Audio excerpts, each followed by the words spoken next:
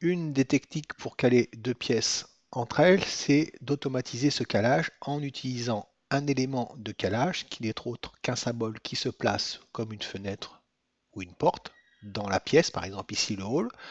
On va lui renseigner des valeurs de positionnement latéral, donc là on va lui mettre une valeur de largeur et une valeur sur l'épaisseur du mur entre la chambre numéro 2 et le hall.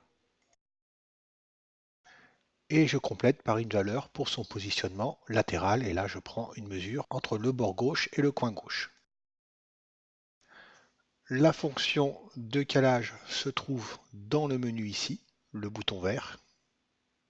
Donc ce menu propose différentes fonctions, et moi je vais utiliser la fonction de calage par les ouvrants.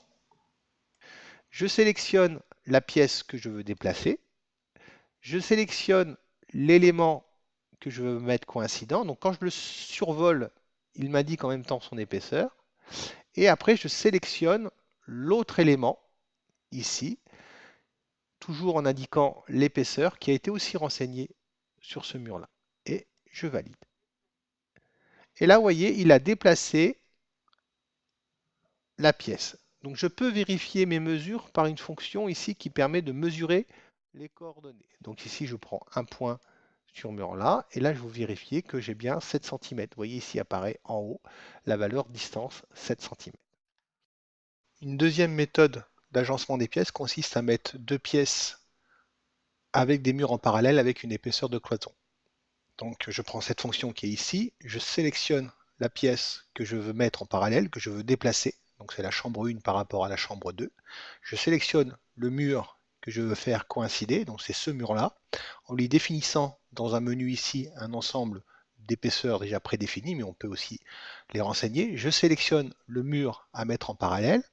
À partir de là, les deux pièces sont en parallèle, mais par contre ne sont pas forcément alignées dans les angles. Donc j'ai aussi la possibilité de dire que ce point-là devra être aligné à ce point-là. Et là, vous voyez, la pièce est alignée et mise en parallèle.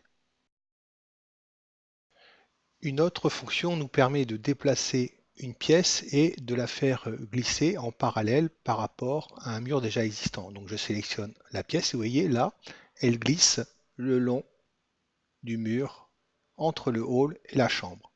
Le magnétisme permet de sélectionner le mur du hall pour l'aligner.